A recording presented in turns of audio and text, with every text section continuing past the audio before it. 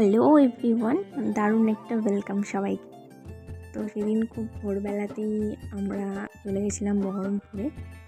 তো এখানে আমি বাসে উঠে গেছি, আমি আর বাবা যাচ্ছিলাম। তো বহরমপুরে যাচ্ছিলাম, মানে একটা বেসিক সমস্যা যেটা সবার থাকে, হেয়ার ফল। কিন্তু আমার হেয়ার ফলের সাথে সাথে আরও অনেক সমস্যা হচ্ছিল হেয়ারে, যেগুলো আর বেসিক সমস্যা বলে মনে হচ্ছিল না। ডাক্তারের কাছে ওয়েট করছিলাম অনেকক্ষণ অপেক্ষা করার পর আমার ফার্স্ট হাফে ডাক্তার দেখানো হয়নি। তো আমরা চলে গেছিলাম খেতে, খাওয়ার জন্য। এখানে টোটোতে আমি আর বাবা যাচ্ছিলাম। আমরা একটু খুশি যে অনেকক্ষণ ওয়েট করার পর আমরা খেতে যাচ্ছিলাম। আসলে ডাক্তারের কাছে গেলে এরকমই হয়।